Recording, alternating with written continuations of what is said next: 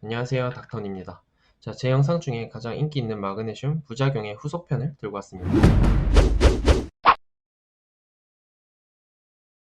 이번엔 더 무섭죠. 치매라고 하니까 치매도 걸릴 수 있다. 너무 무섭잖아요. 많은 분들이 저한테 말씀을 하시더라고요. 쟤는 왜 저렇게까지 부작용만 말하나? 겁나서 먹겠나? 약사가 돈 버는 게 아니꼬인가? 약사랑 싸웠나? 이런 것들을 엄청 많은 피드백을 받았고요. 그래서 더욱더 힘을 내서 부작용을 조금 더 설명을 해보려고요. 저 말고는 이렇게 부작용 설명하는 사람들이 잘 없더라고요. 일단 해명을 조금 하면 저는 마그네슘을 싫어하지 않습니다. 저도 마그네슘을 먹고 있고 그 마그네슘에 대한 설명도 다음 영상에 제가 할 건데요. 무조건 마그네슘을 까는 게 아니고요. 우리가 알고 있는 비타민이나 무기질 등 영양소 부족에 대한 연구는 1900년대 이전부터 있었어요. 옛날에 배를 타고 1년씩 2년씩 타고 다닌 사람들이 비타민 C 부족 때문에 피가 멈추지 않는 괴혈병에 걸린 이야기부터 시작할 수 있으니까 100년은 훨씬 더 됐겠죠. 그 사진이 바로 이런 사진인데요. 보면 지금 괴혈병에 걸린 이제 사람이 이렇게 누워서 지금 힘없이 누워 있고, 그 다음에 지금 먹이는 거를 보면 레몬 같은 걸 먹이고 있잖아요.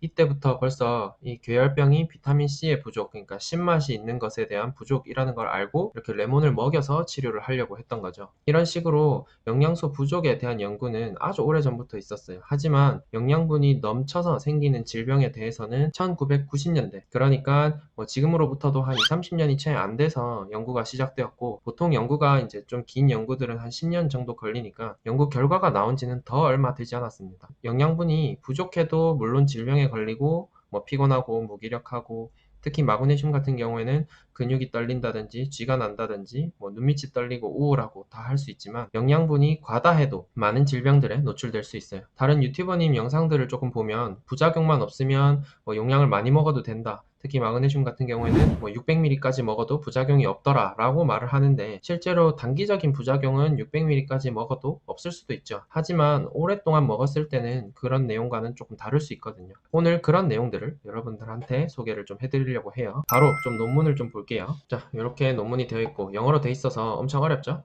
제가 제목만 읽고 바로 한글로 좀 번역을 해드릴게요. 여기 마그네슘이 이제 요게 치매거든요. 치매랑 연관이 있더라 이런 말들을 하고 있는 거예요. 그래서 요거를 한글로 번역한 사진을 보면요, 이렇게 되어 있고, 마그네슘 수치가 높거나 낮아도 치매 위험이 있다 이렇게 말을 하고 있고, 여기서 핵심은 높아도 이제 치매 위험이 더 올라갈 수 있다 이런 말이죠. 이제 오늘 제가 하고 싶은 말이기도 하고, 연구는 네덜란드에서 시행을 했고요. 97년부터 2008년까지 횟수로는 11, 2년 정도 했고, 이때 성인 10,000명을 무작위로 추출해서 이제 마그네슘 수치를 전부 다 잰 거예요. 마그네슘 수치가 높은 사람, 낮은 사람, 그다음 정상인 사람, 이렇게 세 군으로 분류를 했고요. 이들이 이제 치매가 발생하는지 안 하는지를 알아야 되니까 그때 진단 기준은 DSM-5, 이게 이제 의사들이 정신과적 질환을 이제 진단할 때 쓰는 기준 이름이거든요. 그러니까 의학적으로 치매를 진단했다 이런 내용이고, 7.8년 동안, 그러니까 약 8년 정도 조사를 했고, 평균 나이는 65세니까 65세부터 한 73세까지 한 8년 정도 연구를 했다 이렇게 보시면 될 것 같고, 총 10,000명 중에서 이제 기간 동안에 823명은 치매, 662명은 알츠하이머, 그러니까 약 1,500명 정도가 이제 뇌에 문제가 생겼다고 보면 되고, 이제 퍼센트로 보면 15%에서 한 16% 정도 되는 것 같아요. 생각보다 많은 사람들이 치매나 알츠하이머에 걸렸죠. 가장 중요한 것은 이 사람들 대부분이 마그네슘이 수치가 정상 범위를 크게 벗어났다고 이제 말을 하고 있어요. 이 논문 결과를 조금 보면요, 이렇게 되어 있거든요. 논문 결과를 조금 보면 마그네슘 수치에 따른 위험도를 이제 알려주고 있어요. 매우 낮거나, 그러니까 정상 범위가 1.58에서 2.55까지니까 1.5 이하인 사람들은 치매 발병 위험이 1.32배, 그러니까 32% 정도 증가했다고 보고, 마그네슘이 높은 사람 2.5 이상인 사람들은 치매 발병 위험이 1.3배, 그러니까 30% 높았다는 거죠. 여기서 중요한 거는 낮은 사람이 32% 정도 더 위험했고 높은 사람도 30% 정도 더 위험했으니까 낮은 사람이나 높은 사람이나 그 차이가 없었다는 거죠. 결국 마그네슘이 정상 범위 밖으로 벗어나면 어쨌든 간 치매 위험이 훨씬 더 높아진다 이렇게 보는 거예요. 그래서 이 연구팀은 말하기를 마그네슘 수치가 치매를 일으키는데 직접적인 영향을 끼치기 때문에 이것을 바탕으로 마그네슘을 알면 치매를 조기에 진단할 수 있지도 않을까 이렇게 말을 하고 있어요. 예를 들어서 내가 원래는 마그네슘이 정상이었는데 나이를 들다 보니까 갑자기 마그네슘이 높아지거나 낮아지거나 했으면 조기 치매가 아닐까라고 의심을 해볼 수 있다는 거죠. 물론 아직 훨씬 더 많은 연구가 필요한 것은 사실입니다. 마그네슘 마그네슘이 이제 결핍 있을 때는 오심이나 식욕감퇴, 피로 뭐 등등등이 생길 수 있지만 과다할 경우에도 오심이나 근육쇠약, 식욕감퇴, 그 다음에 가장 중요한 심장 박동수 불규칙 이런 것들이 생길 수 있어요. 잘 보면 부작용이 거의 비슷하죠. 적어도 오심이나 식욕감퇴, 많아도 오심이나 식욕 감퇴 등이 생길 수 있다는 것을 말하고 있습니다. 논문은 치매만 있는 게 아니에요. 제가 다른 논문 들고 왔는데요. 이것도 제목만 같이 좀 읽어보면요. 보면 이제 마그네슘과 그다음에 칼슘 마그네슘 비율, 그러니까 칼슘, 마그네슘과 칼슘 요 두 개만 가지고도 그 관상동맥 질환, 그러니까 심장혈관 질환으로 사망하는 사람들의 어떤 관계가 있는지를 이제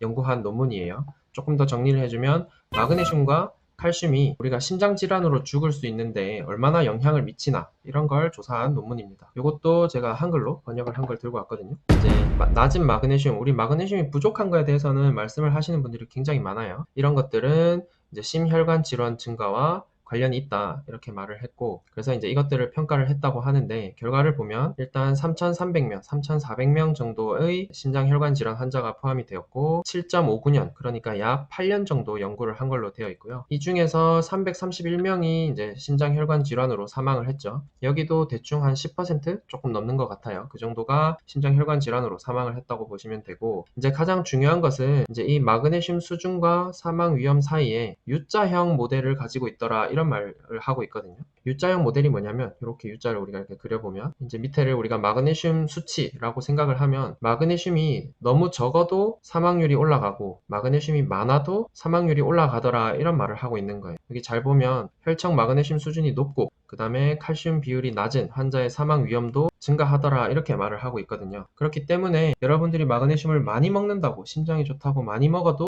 오히려 심장에 독이 될 수 있다 이렇게 말을 하고 있는 겁니다. 자, 그러면 마그네슘을 그래서 먹으란 말이야, 말란 말이야, 아니면 먹으면 얼마를 먹으란 말이야, 이렇게 이제 궁금해 하시는 분들이 상당히 많을 수 있는데요. 이게 이제 우리나라의 마그네슘 권장량인데요. 일단 뭐 소화는 아예 별도이기 때문에 소화는 소아과 의사의 이제 처방하에서 먹는 것이 중요하다고 생각을 하고, 저는 성인에 대해서만 조금 설명을 할게요. 성인은 남자 성인 기준으로 350에서 370, 뭐 많아봐야 400을 넘지 않는 선에서 먹으라고 얘기를 하고 있고, 여자 성인도 280 정도로 300을 넘기지 않는 정도에서 먹으라고 권고를 하고 있습니다. 여기서 가장 중요한 것은 이것이 이제 발표가 된 게 1990년대 발표가 된 거거든요. 이 권장 섭취량이. 근데 이때에는 우리나라 이제 킬레이션 마그네슘이나 뭐 이런 다른 흡수가 잘 되는 마그네슘이 없었을 때 얘기예요. 그러니까 뭐 말레이트 마그네슘이나 시트레이트 마그네슘까지는 잘 모르겠지만 확실한 건 킬레이션 마그네슘은 나오기 전에 권고된 거죠. 그래서 이때는 우리가 흔한 마그네슘들의 흡수율, 그러니까 약 10%를 가정하고